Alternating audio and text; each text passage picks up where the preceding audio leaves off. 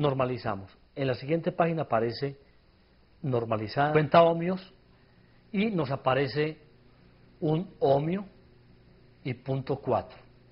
Pero por ser un circuito cuyo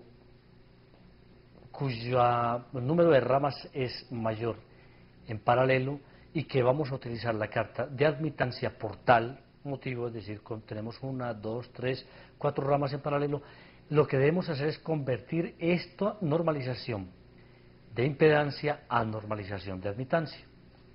La normalización de admitancia la logramos simplemente en la página siguiente invirtiendo este valor de resistencia a conductancia y este valor de 0.4 ohmios a conductancia. El valor entonces ahora como conductancia es 1 mho a la derecha, 2.5 mohs a la izquierda.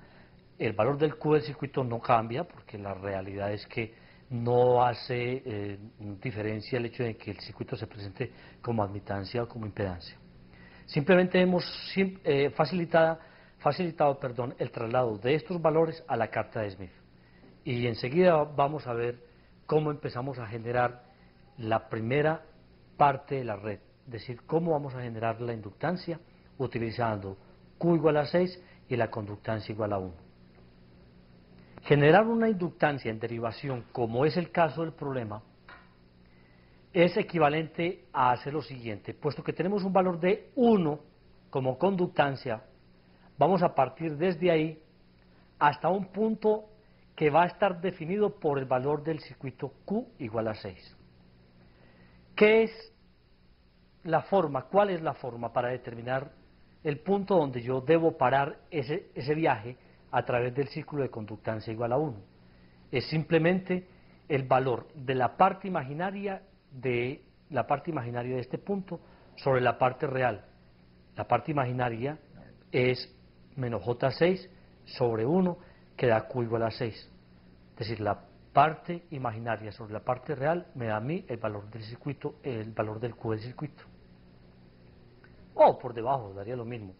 O sea, si yo siempre normalizo con 1, yo estoy casi seguro, normalizo a 1, alguno de los dos extremos del circuito, estoy seguro simplemente de garantizar el Q de la red de una vez llegando hasta donde estoy exigido por el problema. Q igual a 6, o sea, es muy sencillo. La inductancia entonces en derivación se genera moviéndome por el círculo de conductancia constante 1 hasta donde cumplo con el valor de la parte imaginaria igual a 6. Y de aquí desprendo el cálculo de la inductancia. Sigamos. Puesto que lo que sigue es un condensador en serie, C1. Este condensador C1 que está en serie con esta red en paralelo. Lo que vamos a hacer entonces es convertir esta red que acabamos de encontrar a impedancia serie y lo hacemos pasando por el centro de la carta de Smith. Así. Cuando hacemos la transferencia por el centro de la carta de Smith, esta carta de admitancia ahora se convierte en una carta de impedancia. Y el valor aquí en este punto es de 0.027 más J.16 en serie. Este punto es 0.027 más J.16. Si yo colocara la carta transparente que les mencionaba ahora, o bien otra carta como carta de impedancia sobre este punto coincide con este punto de 0.027. Son dos formas de encontrar este punto de admitancia como impedancia. Ahora bien, ¿cuál es la razón por la que yo estoy haciendo eso? Porque ese condensador que está en serie lo exige, ¿de acuerdo? Para determinar ese condensador que está en serie, yo tengo que determinar cuál es el estado de la red a la salida.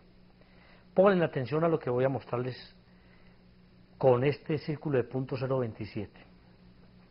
Este 0.027 va a ser el parámetro que va a unir la entrada del circuito con la salida del circuito.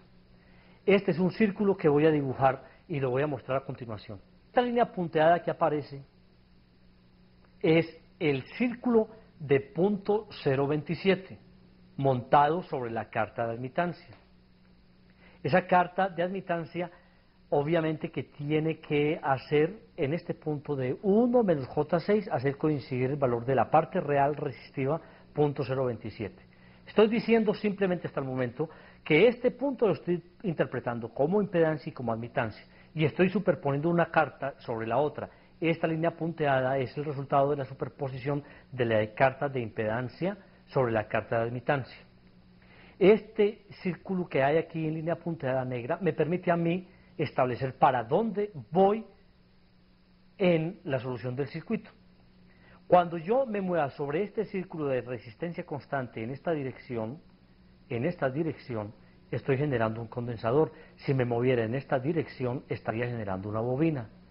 Moverme sobre un círculo de resistencia constante, en este caso el círculo de punto 027, en la dirección en que va en la dirección de las agujas del reloj, o bien me muevo en dirección contraria de las agujas del reloj, genero en este sentido una bobina y en este sentido un condensador. Es posible que esté utilizando en algunas veces el círculo en segmentos muy pequeños, o bien lo esté utilizando en segmentos más largos, pero en ambos casos la dirección del recorrido es la que importa y la que le da a uno el tipo de elemento que está colocando. Si revisamos este círculo que tenemos de conductancia igual a 1, fue el que me permitió averiguar el tope para determinar que Q fuera 6. Ese me permite a mí calcular esta inductancia en derivación. Este círculo en negro es el que me va a permitir a mí moverme para generar o un condensador o una bobina en serie. Pero miren, puesto que yo voy a generar un condensador en serie, la alternativa que me toca para moverme de este punto es únicamente en esta dirección. Un condensador en serie lo genero sobre un círculo de resistencia constante en el sentido en que va contrario al de las agujas del reloj, para generar un condensador en serie. O sea que la solución del circuito está hacia abajo, no hacia arriba. Por eso no aparece ya gráfica en la parte superior. Solo estoy obligado a moverme para poder generar un condensador en serie en este círculo de R igual constante en sentido contrario a las agujas del reloj. Muy bien. Ahora bien, como yo sé que voy a llegar hasta generar un condensador en paralelo solo lo puedo generar moviéndome en sentido en que está esta flecha, en el sentido de las agujas del reloj, pero en la carta de admitancia, o sea, sobre el círculo de conductancia constante, me muevo así para generar este condensador.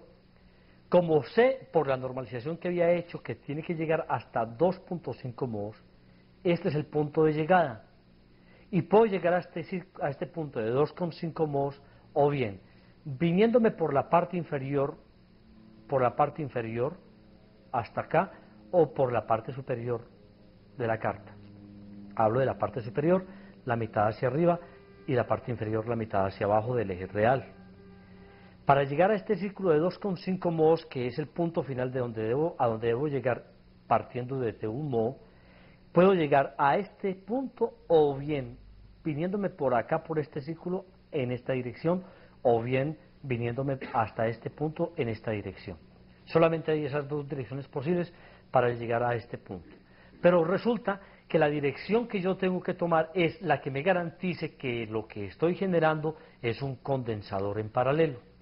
Si yo me moviera en esta dirección, estoy generando una bobina en paralelo, porque miren que sería la misma dirección que lleva este círculo. La única alternativa que me queda para poder generar este condensador en derivación es moverme en la dirección que está mostrada en la gráfica y llegar hasta 2.5. O sea que encuentro una solución simultánea para generar este condensador en paralelo y tener establecido el movimiento y trayectoria que debo generar entre este punto y este punto. Es decir, este punto y este punto me dan a mí el límite para la capacitancia en serie. Total, que la inductancia en derivación me la generó el Q y el condensador en derivación me lo genera la dirección y el valor de 2.5 mhos, que es a donde tengo que llegar. Por lo tanto, el corte de este círculo con el de R constante y el corte de este círculo con el de R constante me genera una zona intermedia que es el que